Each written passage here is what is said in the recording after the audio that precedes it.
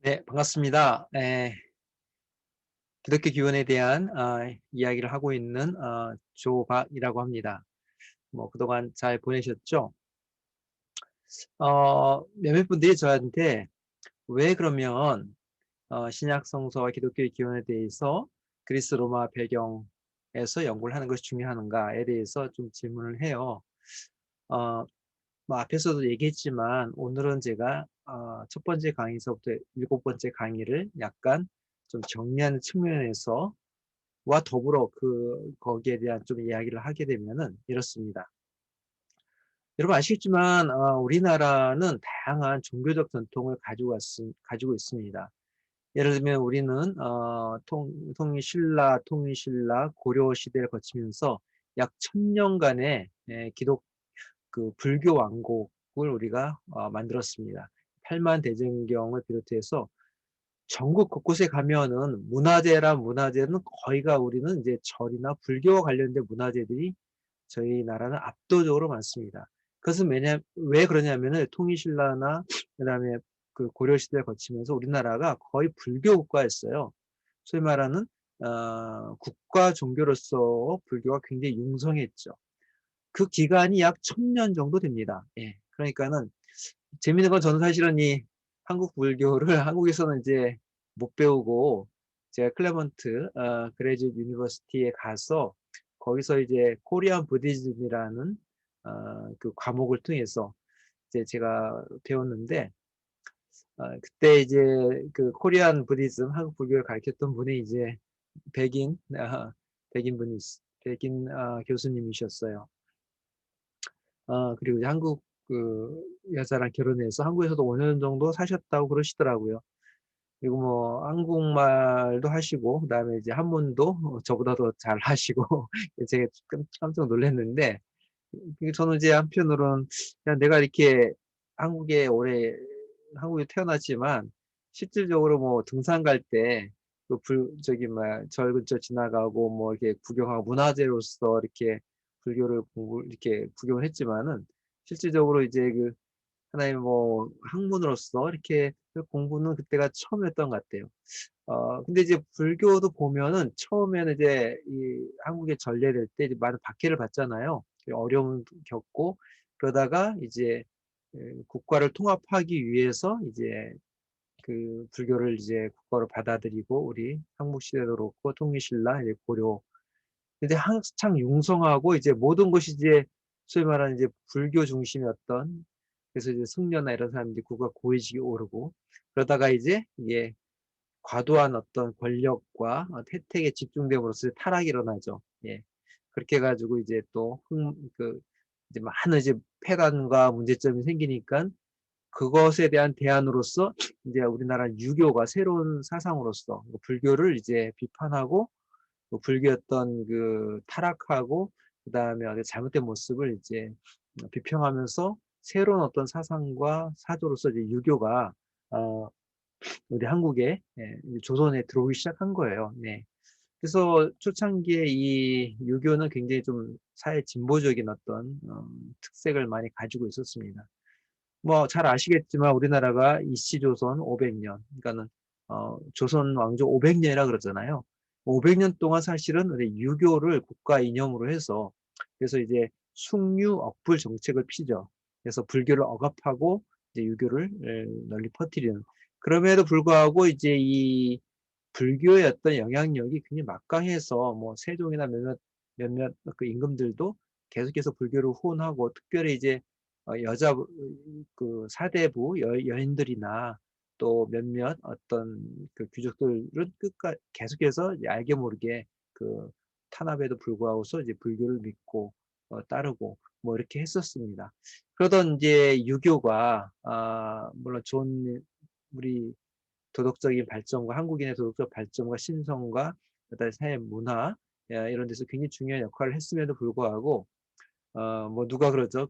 유교가 공자가 죽어야 나라가 산다. 그런 책들도 있는데 이제 조선 후기에 들어오면서 여러 가지 많은 문제점이 발생합니다. 그리고 이제 뭐 특별히 여성에 대한 어떤 그런 차별적인 요소들 그리고 신문제 에 대한 어떤 공고한 어떤 이런 것들이 현대에 변화하는 시대에 맞지 않아서 어쨌든 우리 조선은 이제 500년 역사를 일제 침략으로 해서 망하고, 근데 그것도 이제 망하기 전까지 거의 유교 국가였는데 그 기간이 거의 500 년에 가까웠어요. 그러면 우리 기독교, 이제 우리 구교라고 하는 카톨릭은 지금으로부터 한 200년 전에 여기 들어왔잖아요. 근데 들어왔는데 어 지금 그래도 카톨릭은 어느 정도 한국에서 위상을 가지고 있고, 요새는 이제 개신교보다 좀 더 좋은 인상을 가지고 있죠. 제가 공부할 때만 하더라도 20-30 년만 하더라도 개신교 교세가 구교에 비해서 압도적으로 많았습니다. 근데 지금은 이제 그 차이가 많이 줄어들었죠. 개신교는 어떻습니까? 이제 개신교 선교는 100 년이 넘어가고 있는데 초창기에 뭐 학교도 세우고 그다음에 병원도 세우고 사회 구조 사업도 많이 하고 많은 헌신적인 그 그 선교사들과 기독교인에 의해서 우리나라에 많은 공헌을 했는데, 요새 어떤 소위 말하는 개신교의 모습은 좀 칭찬을 받기보다는 많은 좀 지탄을 받고, 특별히 이제 코로나 방역 시기에 계속 이제 개신교회 이런 쪽에서 이제 확진자들이 나오고 하니까 카톨릭이나 불교 쪽에서는 이제 전혀 거의 안 나오는데, 계속 개신교 쪽에서 이제 이 방역의 어떤 허점을 보이고 거기에 이제 잘 협조를 하지 않고 그래서 많은 지탄을 받고 있습니다. 제가 말하고 싶은 거는 카톨릭이 이제 200년 됐고 개신교가 100년 됐는데 제가 안타까운 건 그런 거예요. 불교가 거의 한 800 년, 900 년대 어떻게 드러났던 어떤 그런 악취, 그러니까 소위 말하는 그 비판과 어떻게 보면은 그 타락의 모습이 개신교는 이제 100년 지나간 쯤에 나타나기 시작하지 않았나. 그래서 굉장히 좀 안타깝고, 우리가 불교 1000년, 유교 500 년, 그럼 뭐 기독교도 최소한 몇백 년은 좀 이렇게 해야 되지 않나 하는데, 뭔가 좀 사회에 공헌하고 빛과 소금 역할을 하고 뭔가 우리 사회 지도적인 어떤 종교로서 도덕적 또는 영적인 걸 지원해 줘야 하는데, 오히려 이제 사회가 이제 이 개신교회를 막 걱정해야 되는 판입니다. 우리 이 교회가 개신교가 이 사회를 위해서 기도하고 걱정을 해야 되는 게 아니라 오히려 거꾸로 돼서 좀 안타까워요. 그래서 저는 개신교도 새롭게 이제 변화를 해야 되는 때가 왔다. 뭐 마틴 루터나 이 선각자들이 "성서는 매 세대마다 새롭게 번역되어야 된다."라는 그 말 자체가 성서에 대한 새로운 해석이 필요해요. 그러니까 우리가 성서를 이 시대에 맞게 좀 더 개혁적이고 진보적이고 또 사회 변혁적이고, 그러면서도 뭔가 빛과 소금의 역할을 할 수 있는 우리 안에 있는 자정 능력을 많이 가져서 그걸 변화시켜야 되는데, 그러려면 우리 성서를 갖다가 기존의 방식대로는 이 현재 난국을 뚫고 나가기가 좀 어렵다는 거예요. 그러니까 다양한 방식들이 우리에게 필요한 거죠. 그래서 저는 이 성서를 좀 우리가 이제 유대교적 관점에서 해석을 거의 왔다면, 이제는 좀 더 새로운 관점, 그리스 로마 배경에서 한번 성서를 보면은 그동안 우리가 성서가 잘 이해되지 않고, 또 성서를 우리가 봤을 때 놓쳐버린 부분들을 우리가 발견하게 돼요. 어떤 분들은 성경을 뭐 백독하고 천독하면 굉장히 영성이 뛰어나고, 그다음에 우리 안에 있는 어떤 그 성서의 어떤 굉장히 심오한 뜻을 깨달을 수 있다라고 얘기하시는 분들도 있어요. 물론 저도 그 말에 부정은 하지 않습니다. 그러나 저는 성경 백독을 하더라도 사람은 자기가 보는 것만 봐요. 왜? 관점이 바뀌지 않으면은 자기가 보는 것만 보고 자기가 생각하는 것만 보고 자기가 원하는 것만 끄집어냅니다. 그래서 저는 오히려 이런 얘기를 해요. 하고 싶습니다. 성경 백독하는 것보다 성서를 어 정확하게 한독이라도 하고, 그리고 거기에 대한 신학을 공부해야 된다. 뭐 일본은 우리나라보다 훨씬 기독교인이 숫자가 적지만은 그들 평신도 교인들의 어떤 신학 수준이 우리보다 좀 높은 것 같아요. 그래서 평신도들이 쓴 글들이나 이런 거 보면은 굉장히 어떤 신학 공부를 많이 했다는 느낌을 받는데, 우리는 특히 개신교는 각 교단의 뭐 장로교, 감리교, 뭐 그리스도교회, 루터교 각 교단의 어떤 그 교리가 있습니다. 그러니까 교리를 가지고서 성서를 해석하는 경우가 많아요. 그러니까 어떻게 보면 교단의 헌법이나 이런 것들이 성서 자체의 어떤 해석을 억누르는 경우가 많습니다.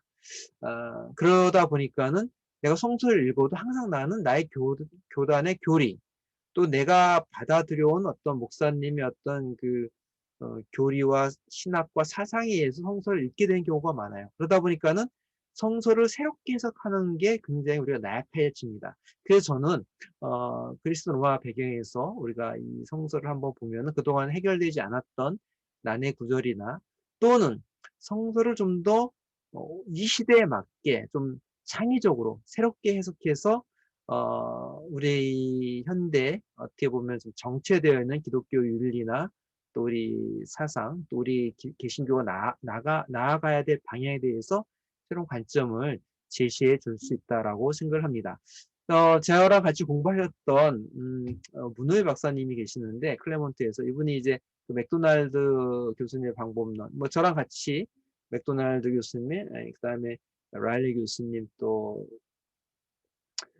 그런 여러 클레먼트의 교수님들하고 같이 배웠고, 뭐 입학 연도도 똑같고 졸업도 거의 비슷하게 하고 했는데, 문일 박사님이 이제 맥도날드의 방법론을 소개하면서 이렇게 같이 얘기를 하셨어요. 버질이 호모를 사용함으로써 독자들이 그리스 신화로 알고 있던 이야기를 로마 신화의 배경쯤으로 이해하도록 한 것처럼 초대 그리스도교 저자들도 당대 영향력 있는 그리스 로마 및 유대 고전들을 인용, 해치하고 재해석하며 기독교를 전파했다라고 얘기를 하고 있습니다. 그래서 우리가 이제 그리스 로마 배경에서 신약성을 읽을 때 뭐 아까 제가 잠깐 얘기했지만은 뭐 몇 가지 좀 이해되지 않는 부분들을 우리가 설명할 수 있는데 예를 들면 이런 거죠. 예수님은 왜 포도주를 마셔야만 했을까요? 왜 사도 바울은 고기를 먹지 않으려고 했을까요? 요한복음 6장에서 예수님께서 왜 내 살과 내 피를 먹지 아니하면 너희 안에 생명이 없다라고 말씀을 하셨을까요? 그리고 예수님께서 요한복음 15장에서 자신을 포도나무라고 아, 음, 아버지가 그러니까 하나님 아버지가 포도나무고 포도나무가 아버지는 농부라고 하셨을까요? 그리고 지난번에 얘기했지만 예수님 자신이 하나님의 아들이라고 했을 때 그 배경이 무엇인가 뭐 이런 것들을 우리가 좀 더 이해할 수 있다고 생각을 합니다. 제가 이제 1강서부터 7강까지 이러한 얘기들 갖다 쭉 이렇게 좀 설명했는데 그걸 이제 빠르게 정리하면 이렇습니다. 유대교에서 시작해서 새로운 공동체를 만든 초기 이제 우리 기독교인들의 삶을 이해할 때 그 시대의 문화적 기호를 읽어낸 것이 굉장히 중요합니다. 어, 그들이 생각하는 밑바닥에서는 알게 모르게 그리스 로마의 문화와 종교가 깔려 있었어요. 그래서 그것을 이해하면 성서가 우리가 좀 더 새로운 모습으로 우리에게 다가오는 거죠. 그러니까 교리와 어떻게 보면 그각 교단의 신학과 나의 어떤 그 선입견을 버리고서 좀 더 새롭게 바라볼 수 있게 해준다는 것입니다. 그래서 분명하지 않았던 성서 이야기나 사건들이 그리스 로마의 그 배경의 빛 속에서 드러날 수 있다면 사실 이런 것들이 새로운 접근법이 저 같은 학자의 어떤 전유물이 아니라 일반적인 분들도 평신도 분들이나 기독교인들도 같이 생각하고 공유해야 되지 않을까라는 생각을 합니다. 어, 그래서 이것은 굉장히 참신한 시도와 도전이 될 것이고 어, 우리가 믿는 신앙이 어디에서 그리고 어떠한 방식을 통해서 오늘 우리에게 전달되었는지를 우리 한번 살펴볼 수가 있습니다. 그리고 저는 이제 제가 이 유튜브 이 방송의 이름을 기독교의 기원에 대한 이야기로 했던 것은 우리는 사실은 어, 평신도들은 자기가 속해 있는 교단이 뭐 장로교인지 감리교인지 그렇게 아주 뭐 중요하게 생각하지 않아요.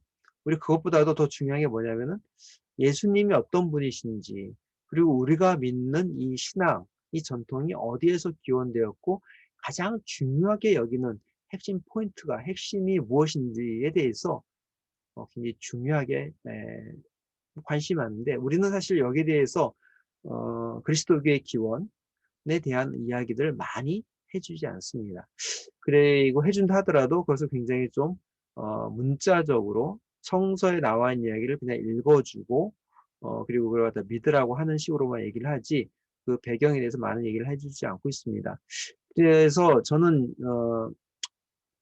그 초기 그리스도교 공동체가 그러니까 기독교 공동체가 신약 성서 속에서 담아내고자 하였던 신앙의 어떤 그 정수 그것이 무엇인가 알기 위해서는 그 당시 사회, 문화, 정치, 역사적 상황에 대한 이해가 필수적입니다. 그래서 이 그리스 로마적 성서 읽기는 그것을 향한 어떤 첫 걸음이 될 수 있습니다. 여러분들이 반드시 기억해야 될 게 뭐냐면은 신약 성서에 나온 유대인들은 그냥 유대인들이 아니에요. 헬라화된 유대인이었다는 것을 늘 기억하시기 바랍니다. 네. 그럼 이것을 여러분들 기억하시고 다음 시간에는 본격적으로 이 그리스 로마 그 종교 특히에 대해서 좀 더 살펴보는 시간으로 갖도록 하겠습니다. 시청해 주시고 관심 가져주셔서 감사합니다. 오늘도 행복하고 기쁘고 감사한 또 활기찬 하루가 되시길 바라겠습니다. 감사합니다.